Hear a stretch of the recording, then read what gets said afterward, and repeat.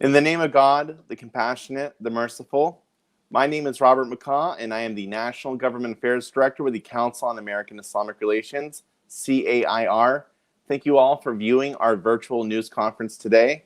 This virtual press conference is being hosted by Democracy for the Arab World Now, DON, the Council on American-Islamic Relations, CAIR, and Code Pink to offer our joint responses to the White House release of an intelligence report concluding that Saudi Crown Prince Mohammed bin Salman ordered the 2018 killing of Washington Post journalist and Virginia resident Jamal Khashoggi. Jamal Khashoggi's brutal murder sparked worldwide outrage, including in Washington, D.C., where Khashoggi worked as a columnist for the Washington Post and as the founding executive director of DON. To kick off this virtual news conference, we will have several statements by CAIR National Executive Director Nihad Awad, DON Advocacy Director Raed Jarar, Code Pink, and Code Pink co-founder Medea Benjamin. Following these prepared remarks, we will take questions from the media and reporters and the audience if they've found our comment box on Facebook. With that, our first speaker is CAIR National Executive Director Nihad Awad, who was a friend with Jamal Khashoggi. Nihad, assalamu alaikum. Wa alaikum assalam. Thank you, Robert. Good afternoon, everyone who's watching. This is a very important day in the history of free speech, in the history of democracy, and in the history of holding people responsible for their actions. The brutal murder of my friend and colleague, Jamal Khashoggi, on October 2nd, 2018, was a total shock who believe in democracy and decency and human rights. Jamal Khashoggi loved his country, loved to express himself, and he paid the ultimate price of speaking truth to power, of pointing to the injustice that the Saudi Crown Prince Mohammed bin Salman and his government have been inflicting on many reformers, journalists, and regular citizens in Saudi Arabia. When he came to the United States, he was seeking to amplify his voice and to amplify the voices of those who have been languishing unjustly in Saudi prisons. And also his bigger vision was to promote democracy and human rights and the rule of law in the Arab world. He built this organization, DON, which stands for Democracy for the Arab World Now, and he became the founding executive director. He was hoping to make it known and announce it after his trip to Istanbul, Turkey, in the summer of 2018. It seems that the Saudi government was monitoring and surveilling his activities, and they received the order to murder him. And what we have known, what we've seen so far. So today's release of the intelligence, U.S. intelligence, that the Crown Prince Mohammed bin Salman is directly responsible for the murder and dismembering of Jamal Khashoggi, and is a clear indication of the structure of the power that he has, that Mohammed bin Salman has in Saudi Arabia.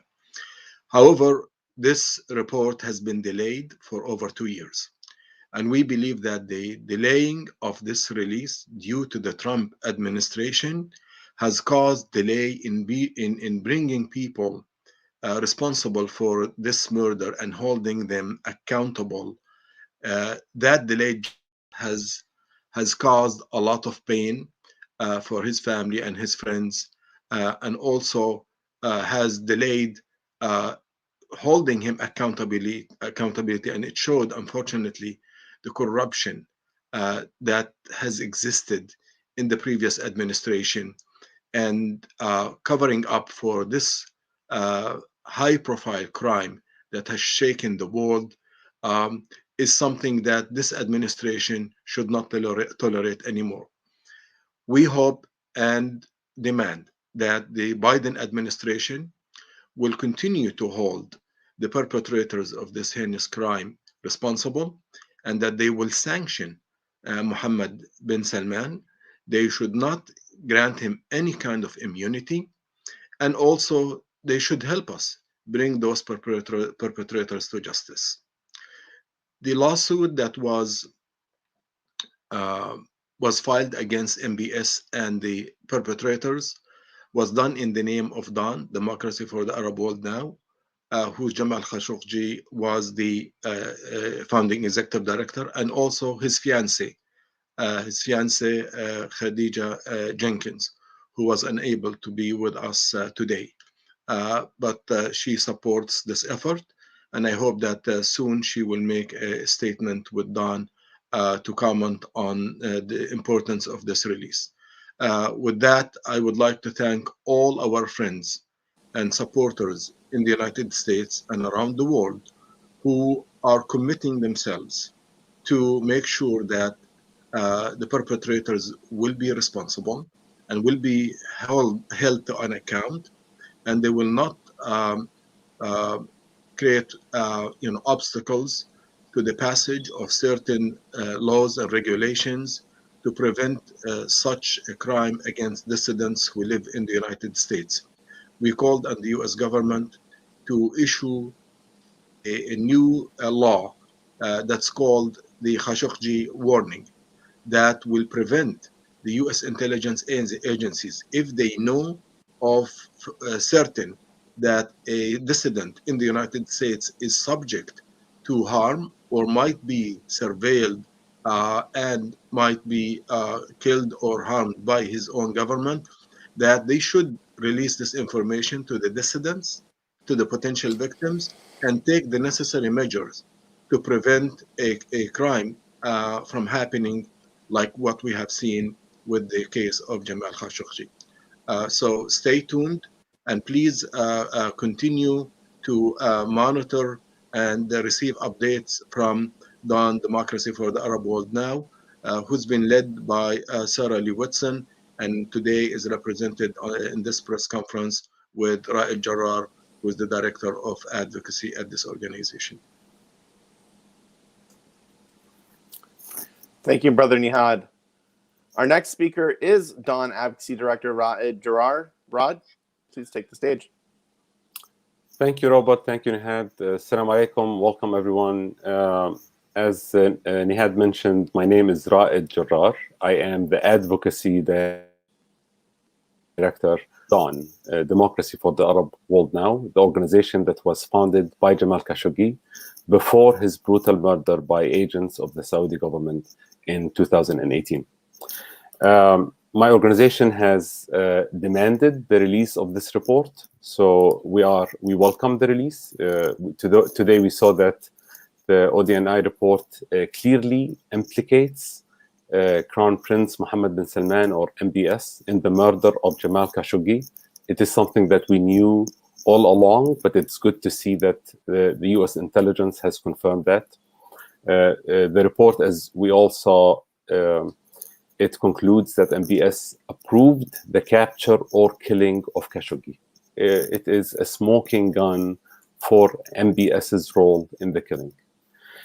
So, of course, as an organization that has demanded the release of this report, we welcome its release, but we also think that the release is only the first step in bringing justice to Jamal Khashoggi. Transparency is meaningless without accountability. And what we're asking for is we're asking for sanctions, the same kind of sanctions that were imposed on the other 17 Saudi officials who were implicated with the killing, have to be imposed on MBS himself. These are Magnitsky Act sanctions that include freezing assets for MBS in the United States, but also includes a travel ban for MBS. And the freezing of the assets falls under the Department of Treasury, and the travel ban falls under the Department of State. we're calling on the Biden administration to move ahead with accountability measures to sanction MBS personally, along with everyone else who is implicated in the killing. We also call on the administration to sanction Sky Prime Aviation, which is the airline now we know was used to transport the executioners to Istanbul. So these are our asks. We are very worried, concerned about reports in the media that the Biden administration is considering to exempt NBS from sanctions, and we will definitely be pressuring the administration to do its job and follow U.S. law and impose these sanctions, among other sanctions, on Saudi officials such as MBS. We also ask on the U.S. government to seize all arms sales to Saudi Arabia while MBS is in power. It's not just about targeted sanctions, it's also about understanding that the United States cannot and should not be selling weapons to a murderer, a literal murderer. So that's why, you know, we can't, someone who's involved in a killing, in ordering a killing, and cannot be trusted with or receiving U.S. weapons with U.S. arms sales. So as I mentioned earlier, you know, we are calling on all countries to impose some kind of sanctions to hold MBS accountable. I know many of our partners have been promoting a hashtag on social media, hashtag sanction MBS, which comes from a call for accountability, a call to hold those behind the murder accountable instead of just naming them with no action. Let me stop here, and of course, we welcome all of your questions at the end. Thank you so much, Raed. Our next speaker is Medea Benjamin, and she is the co-founder of Code Pink. Medea? Yes, thank you so much for giving me the platform to speak, and I echo the sentiments of both DON and CAIR and the call for the sanctions. I want to put this in the context of MBS not only being responsible for the brutal murder of Khashoggi, but also for the human rights situation in Saudi Arabia becoming so much worse since he has gained power. And to say that we're calling for the release of the political prisoners, the human rights activists, the journalists who are behind bars in Saudi Arabia, and also to say that it was under MBS that Saudi Arabia began its intervention in the catastrophic war in Yemen. So putting that in context, I think it shows why candidate Biden had called Saudi Arabia a pariah state and wants to distance himself from MBS and in fact talk directly to King Salman instead of talking to MBS. We also want to thank the Biden administration for releasing this report and also for saying the US would no longer sell offensive weapons to Saudi Arabia. But we would like to push the administration to go further. As Dawn has said, we think that all weapon sales to Saudi Arabia should be stopped. And then I speak here for Code Pink and not the others to say that we believe that the world community should treat Saudi Arabia as a pariah state.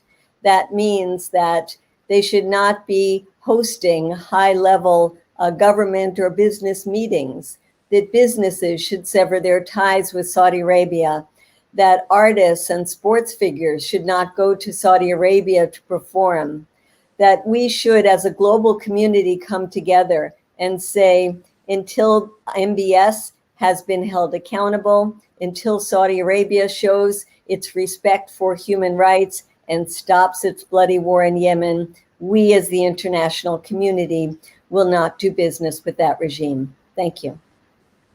Thank you very much, Medea. I'm now asking our producer if we have any questions from the media that found their way into our comment box on Facebook. I'll wait several seconds. And with that, I'd like to conclude this press conference and remind the media that you can follow up with Don, CAIR, or Code Pink for any one-on-one interviews. And you can find the contact information in our press release. So thank you very much for viewing this program. Please stand with us in solidarity as we seek justice for Jamal. Thank you.